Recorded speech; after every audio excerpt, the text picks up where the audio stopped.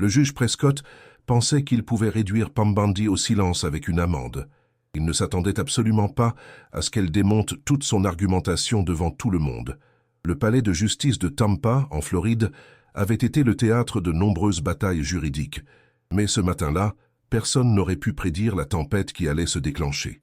Pam Bondi, toujours aussi perspicace, franchit les lourdes portes de bois, une mallette à la main et l'autre ajustant le revers de son blazer. Elle était là pour ce qui aurait dû être une audience de routine, une audience qu'elle aurait pu plaider en dormant. Alors qu'elle se dirigeait vers la table des accusés, elle sentit le regard du juge sur elle avant même qu'il ne parle. Le juge Alan Prescott, un homme connu pour son comportement pragmatique, ne la fixait pas au visage, mais quelque chose juste en dessous de sa clavicule. Une simple croix en or. L'atmosphère dans la salle d'audience changea. Un calme silencieux s'installa. Puis, d'un ton aussi tranchant qu'un coup de marteau, Prescott s'éclaircit la gorge et se pencha en avant. « Mademoiselle Bondi, je dois vous rappeler que les symboles religieux n'ont pas leur place dans ma salle d'audience. » Pam cligna à peine des yeux. « Votre honneur, vous portez une croix. Cela viole la neutralité de l'espace. Vous devrez l'enlever ou faire face à une amende. » Un murmure se répandit parmi les quelques spectateurs présents. Le huissier se tortilla mal à l'aise. Le greffier jeta un coup d'œil au juge, puis de nouveau à Pam. Ce n'était pas la première fois qu'un juge tentait d'affirmer son autorité sur sa salle d'audience d'une manière inhabituelle, mais c'était la première fois que quelqu'un pensait à trouver un avocat à cause d'un collier. Pam ne bougea pas. « Je suis désolé, votre honneur, mais ma croix n'est pas différente d'une alliance ou d'un médaillon avec une photo de famille à l'intérieur. » Le visage du juge Prescott resta illisible. « Ce n'est pas ainsi que je le vois, » soupira-t-il, comme s'il était déjà las de la discussion. « Soit vous l'enlevez, soit je devrais infliger une amende pour non-respect de la neutralité de la salle d'audience. » Pour la première fois de sa carrière, Pam Bondi se retrouva à devoir payer une amende, non pas pour inconduite ni pour une violation de procédure, mais pour le port d'un bijou. L'amende n'était pas le problème, c'était ce qu'elle représentait. Elle ne retira pas la croix. Au lieu de cela, elle croisa les mains sur sa mallette, son expression froide. Elle n'allait pas laisser tomber. « Votre honneur, avant de continuer, j'aimerais aborder cette question officiellement. » Le juge Prescott haussa un sourcil. « Aborder cela ? Oui, je vais déposer une objection et j'aimerais faire valoir mon argumentation au procès-verbal. » Le juge ricana en jetant un coup d'œil à l'horloge sur le mur. « Mademoiselle Bondi, je suis sûr que vous êtes consciente que cette audience porte sur un litige commercial, pas sur vos griefs personnels. » Pam ne sia pas. « Je suis également consciente que le premier amendement ne prend pas de pause pour les opinions personnelles. » Cela attira son attention. Il se pencha en arrière sur sa chaise, les yeux légèrement plissés. Les doigts du sténographe planaient au-dessus de son clavier. L'atmosphère dans la pièce était maintenant tendue, non pas à cause d'une bataille juridique concernant un contrat, mais parce qu'une avocate chevronnée venait de défier l'autorité d'un juge en face à face. Pam savait qu'elle marchait sur la corde raide, mais reculer n'était pas une option. « Vous m'amendez pour le port d'une croix.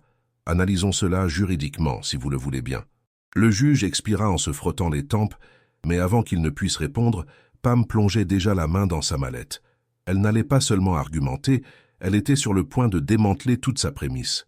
Le juge Prescott ne réalisa pas à quel point il avait commencé à creuser un trou profond. Pam sortit d'un geste mesuré, elle sortit une simple feuille de papier de son attaché-case et la déposa délicatement sur la table devant elle. Chaque mouvement était intentionnel, chaque seconde de silence accentuant la tension palpable dans la salle. Le juge Prescott prit la parole. « Maître Bondi, je n'ai pas de temps à perdre avec des effets de manche. » Pam ne sia pas. « Moi non plus, votre honneur, mais je possède une compréhension solide du droit constitutionnel. » Le juge se pencha en avant, les doigts entrelacés, comme se préparant à ce qui allait suivre. « Vous me condamnez pour le port d'une croix, arguant que cela viole la neutralité du tribunal.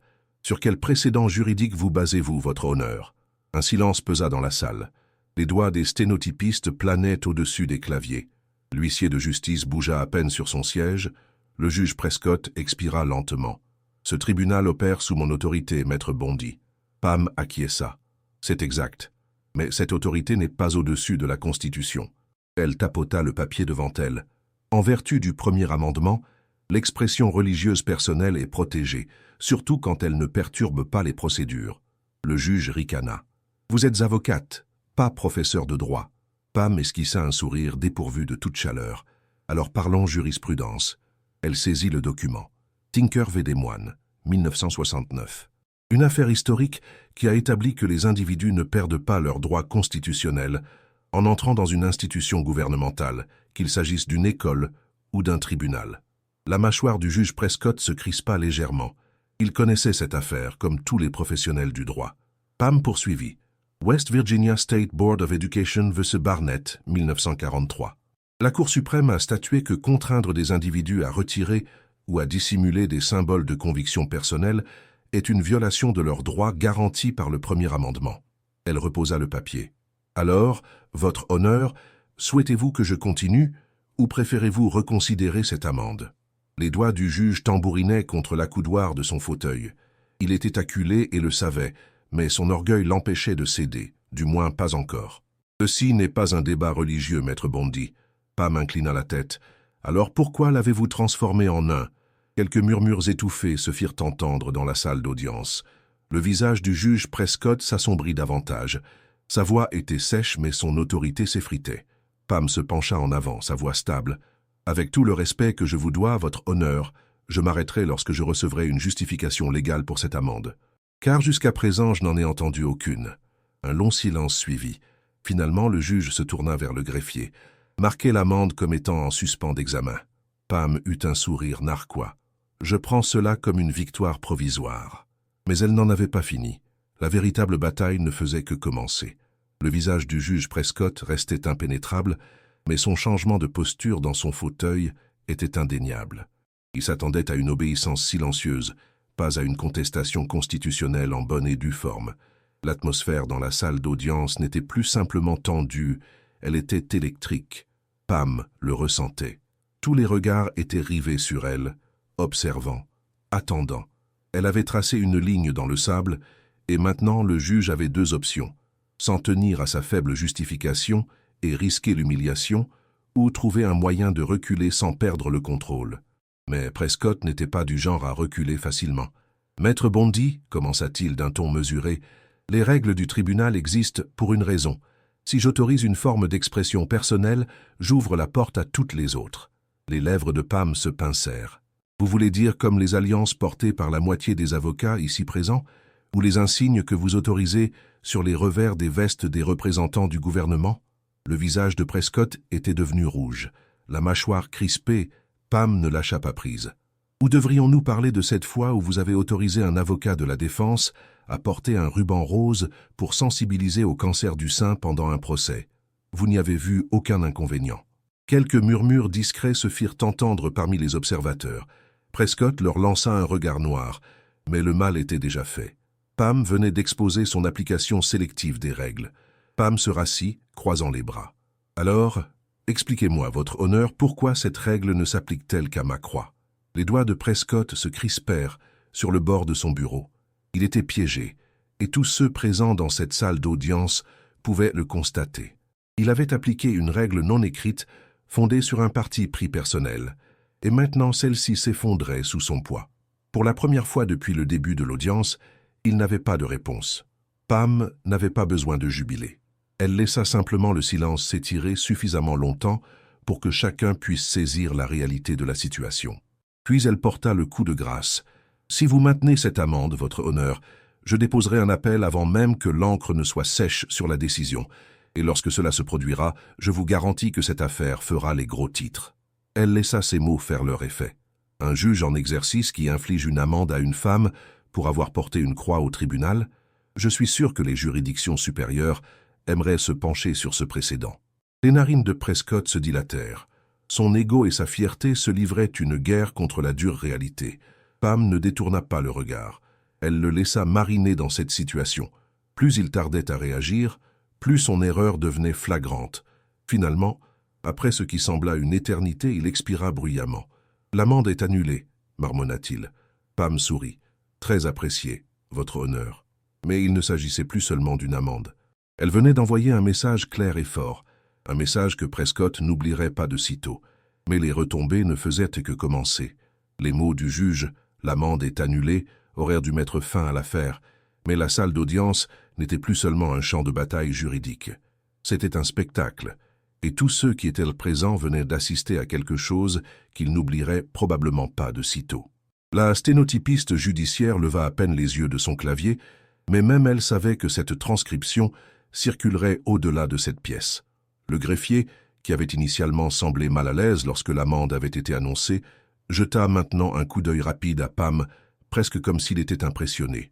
Le juge Prescott se remua sur sa chaise, redressant ses papiers comme s'il pouvait physiquement effacer l'instant, mais Pam savait que c'était impossible. Ce n'était pas quelque chose qu'il pouvait balayer d'un revers de main. Le silence était assourdissant. Pam ajusta calmement son blazer. La petite croix en or était toujours en place, exactement là où elle était depuis le début. Elle avait gagné, mais maintenant, elle devait s'assurer que ce n'était pas seulement une victoire personnelle. Cela devait signifier quelque chose de plus. Elle se tourna vers son client, un chef d'entreprise d'âge moyen qui était la véritable raison de cette audience. L'homme lui adressa un signe de respect à peine dissimulé. Sa confiance en elle ne faisait que croître. Pam savait que ce n'était plus seulement une affaire personnelle. À l'extérieur du palais de justice, la réaction fut immédiate. Un journaliste, qui couvrait une affaire totalement différente dans le même bâtiment, apprit ce qui venait de se dérouler. En moins d'une heure, un site web d'information locale avait publié le titre suivant « Un juge de Floride tente d'infliger une amende à une avocate pour avoir porté une croix, mais cela ne se passe pas comme prévu. » Le téléphone de Pam vibra, puis encore et encore. Des collègues, d'anciens camarades de promotion, des journalistes, tous voulaient savoir ce qui venait de se passer. Mais Pam ne s'intéressait pas aux gros titres ni aux manipulations médiatiques. Pam avait une vision d'ensemble. Sa prochaine étape consistait à faire porter cette affaire au-delà d'une simple escarmouche judiciaire. Elle n'était pas naïve, elle savait que des affaires comme celle-ci avaient des répercussions, qu'elle le veuille ou non. Il ne s'agissait plus seulement d'un seul juge et d'un seul avocat, il s'agissait d'une remise en question d'un précédent qui n'avait pas encore été établi, mais qui pourrait très bien l'être. D'autres juges tenteraient-ils quelque chose de similaire? Les avocats se sentiraient-ils obligés de laisser leur symbole personnel chez eux pour éviter les affrontements? Ce moment inciterait-il d'autres personnes à repousser les limites de la neutralité des tribunaux d'une manière qui cible les convictions personnelles? Pam n'allait pas laisser cela se produire. Le soir même, l'histoire avait déjà pris son envol. Un commentateur juridique bien connu d'une chaîne d'information conservatrice l'a évoqué lors d'une table ronde. Sur les médias sociaux, des débats passionnés ont éclaté entre ceux qui soutenaient la position des juges et ceux qui considéraient le défi de Pam comme une défense importante des droits constitutionnels. Pam était assise dans son bureau, regardant la discussion se dérouler sur son téléphone. Un producteur d'une chaîne d'information nationale l'avait déjà contactée pour une interview. Elle expira lentement, se frottant la tempe. Elle avait passé des années à se battre pour ses clients, à tenir bon dans des affaires à enjeux élevés, mais cette fois, c'était différent. Il ne s'agissait pas de litiges commerciaux ou de défense pénale. Il s'agissait des libertés individuelles et de la possibilité qu'elles soient supprimées sur le coup de tête d'un seul juge. Mais le juge Prescott n'en avait pas encore fini avec elle. Elle pouvait le sentir, même en quittant le tribunal ce jour-là. La façon dont il l'avait regardée avant de frapper le marteau et de clore la session. Il avait peut-être annulé l'amende, mais il y avait quelque chose dans son expression, un défi tacite. Pam ne savait pas quelle forme cela prendrait, mais elle savait que cette bataille était loin d'être terminée. Pam s'attendait à des retombées, quelques courriels peut-être, quelques appels téléphoniques de collègues donnant leur avis. Ce à quoi elle ne s'attendait pas, c'était la rapidité avec laquelle tout s'est intensifié. Lorsqu'elle est entrée dans son bureau le lendemain matin, son assistante, Lorraine, l'attendait déjà avec une expression inquiète. « Vous devez voir ça », dit-elle en tenant sa tablette. Pam la prit, scannant l'écran. Le barreau de Floride venait de publier une déclaration formulée avec soin, de ton neutre, mais dont les implications étaient indéniables. Les juges ont le droit de maintenir le décorum dans leur salle d'audience, tandis que les avocats ont la possibilité de s'exprimer personnellement. Il est important de respecter les rôles établis par les juges présidents. Nous avons confiance en notre système judiciaire pour gérer ces questions avec équité et intégrité. Pam laissa échapper un souffle lent. Ce n'était pas seulement un commentaire, c'était un avertissement. Les mots « respecter les règles établies par les juges présidents » n'étaient pas qu'une simple déclaration générale. C'était un signal. Le monde juridique était soudé. Le barreau de Floride commentait rarement les litiges devant les tribunaux, à moins qu'il n'ait des raisons de croire qu'une situation dégénérait. Cela signifiait que Prescott n'était pas seulement amer. Il travaillait déjà en coulisses pour rallier un soutien institutionnel. Elle posa la tablette. « C'est sorti aujourd'hui » Lorraine acquiesça. « Il y a 1 heure. » Pam n'était pas surprise. La communauté juridique était petite. La nouvelle avait voyagé vite et Prescott ne prenait manifestement pas la chose à la légère. Mais avant qu'elle puisse dire un autre mot, Lorraine hésita. « Il y a autre chose, dit-elle prudemment. » Pam leva les yeux, son expression indéchiffrable. « Continue. » Lorraine lui tendit un autre document, celui-ci imprimé. Pam parcourut les premières lignes, son pouls stable, mais son esprit s'emballant. L'avocate Pamela Bondi a mené... Pam fixa le document. L'escalade était en marche et l'objectif était bien précis. Le juge Prescott n'était pas seulement en colère contre elle, il était déterminé à faire d'elle un exemple. La déclaration du barreau, la rumeur de l'article à venir, tout était calculé pour la discréditer et saper sa position. Elle sentit une vague de détermination l'envahir. Elle n'allait pas se laisser intimider. Elle avait défendu des clients contre des entreprises puissantes, des procureurs acharnés et des lois injustes. Elle avait toujours trouvé un moyen de se battre et de gagner. Et elle ne comptait pas laisser un juge rancunier et quelques membres du barreau la faire taire. « Lorraine prend contact avec le producteur de la chaîne d'information nationale, dit-elle d'une voix calme. « Je vais faire cette interview. » Lorraine la regarda avec surprise. « Vous êtes sûr? Cela pourrait attiser davantage la controverse. »« Je suis sûr, » répondit Pam. « Il est temps de raconter notre histoire. Il est temps de défendre ce en quoi nous croyons. » Pendant qu'elle parlait, Pam se rendit compte que cette affaire avait pris une dimension bien plus importante que sa propre situation personnelle. Il s'agissait de la liberté d'expression, de la séparation des pouvoirs et de la capacité des individus à contester l'autorité. Il s'agissait de s'assurer que les tribunaux restent des lieux d'équité et de justice, et non des chambres d'écho des préjugés personnels. Elle savait que la route serait difficile. Le juge Prescott avait déjà prouvé qu'il était prêt à utiliser son pouvoir pour la punir. Le barreau avait déjà envoyé un avertissement, et le débat public était de plus en plus polarisé. Mais Pam était prête à se battre. Elle avait une vision claire de ce qui était en jeu, et elle était déterminée à défendre ses convictions. Elle savait qu'elle n'était pas seule. Il y avait d'autres avocats, des militants et des citoyens qui croyaient à l'importance de la liberté d'expression et à la nécessité de tenir les puissants responsables. Ensemble, ils pouvaient faire la différence. Ensemble, ils pouvaient faire en sorte que la justice triomphe. Pam avait soi-disant agi d'une manière qui avait perturbé le cours de l'audience, contesté l'autorité judiciaire de manière inappropriée et eut une conduite indigne d'un membre du barreau. Pam ne put s'en empêcher. Elle laissa échapper un rire bref et dépourvu d'humour. « Indigne » répéta-t-elle en secouant la tête. « C'est le comble. » Lorraine soupira. « C'est de la rétorsion pure et simple. » Pam se pencha en arrière sur sa chaise, tapotant du bout des doigts contre la coudoir. Prescott ne cherchait pas seulement à se venger, il tentait de faire un exemple. Il avait perdu dans son propre tribunal, et maintenant il utilisait le système pour réaffirmer son pouvoir en déposant cette plainte formelle. Il essayait de renverser la situation. Il n'était plus le juge qui avait outrepassé son autorité, il se présentait comme celui qui avait été manqué de respect. Et Pam, il voulait la faire passer pour l'avocate imprudente qu'il avait défiée juste pour le plaisir de le défier. Pam avait déjà vu cette manœuvre. C'était une tactique courante, transformer l'accusateur en accusé, recadrer l'histoire pour que le véritable problème soit enfoui sous la bureaucratie et les technicismes. Mais elle n'était pas prête à laisser cela se produire. « Quelle est la procédure dans ce cas ?» demanda-t-elle, passant déjà à la vitesse supérieure. Lorraine expira. « Vous devrez répondre dans les 10 jours. Si la plainte est retenue, il pourrait procéder à un examen formel. » Pam hocha lentement la tête. « Et qui supervise cet examen ?» Lorraine hésita. « Un groupe comprenant des juges et des avocats principaux. » Pam esquissa un sourire. Si Prescott espérait l'enterrer sous la paperasse et les pressions silencieuses, il s'était fourvoyé.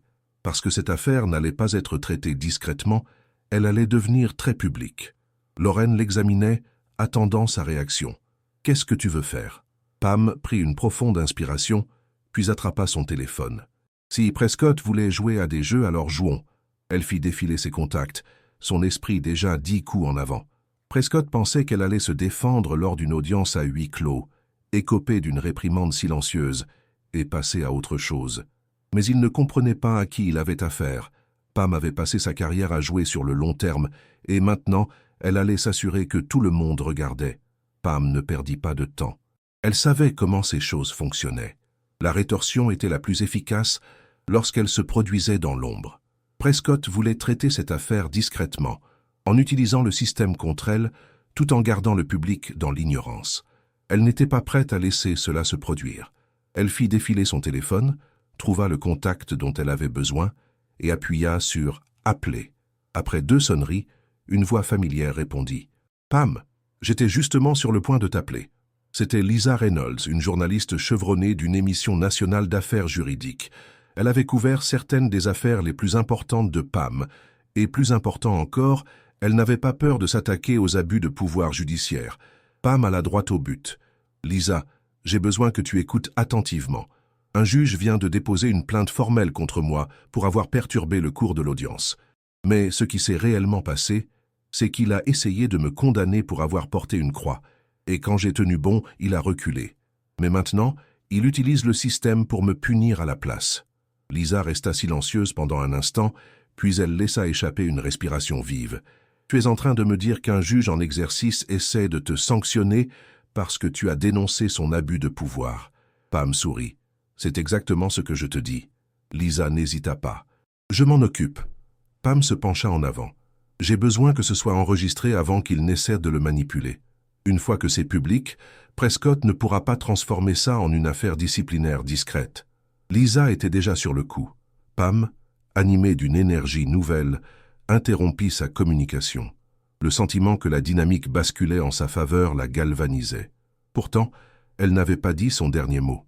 Elle se tourna vers Lorraine. « Rédige un communiqué public.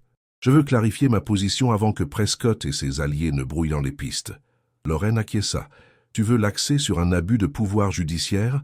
Pam Sugarhead, je veux le présenter pour ce que c'est.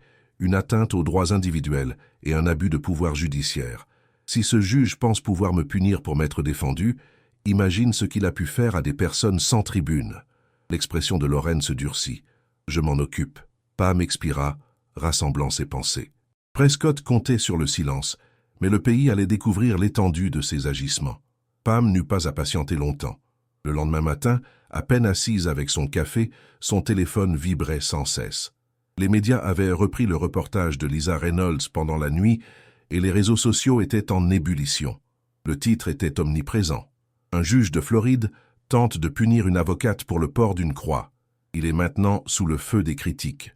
L'histoire n'était pas relayée uniquement par les médias conservateurs. Des analystes juridiques de tous bords commentèrent l'affaire. Un constitutionnaliste de Georgetown était intervenu en direct à la télévision pour déconstruire la logique de Prescott, la qualifiant d'abus flagrant sans fondement juridique. Un autre avocat de renom avait publié un fil de discussion analysant comment les actions de Pam avaient révélé un précédent dangereux qui devait être corrigé. Puis vint le communiqué que Pam attendait. La commission de contrôle judiciaire de Floride annonça qu'en raison de l'attention médiatique, elle examinerait la conduite du juge Prescott afin de déterminer si sa décision avait violé la déontologie judiciaire. Pam se laissa aller contre son fauteuil, expirant. L'affaire la dépassait désormais. Il s'agissait de chaque avocat, chaque accusé, chaque personne ayant franchi le seuil d'un tribunal, se demandant si leurs droits pouvaient être bafoués d'un simple coup de crayon d'un juge. Lorraine entra, tenant son téléphone. « Tu dois voir ça. » Pam prit le téléphone et lança la vidéo. C'était Prescott. Il se tenait devant le palais de justice, des flashs crépitants autour de lui, son expression rigide. Sa déclaration était courte, trop courte pour quelqu'un qui tentait de se défendre. « J'ai toujours défendu l'intégrité de ce tribunal. Les mesures prises l'ont été dans l'intérêt du maintien de la neutralité.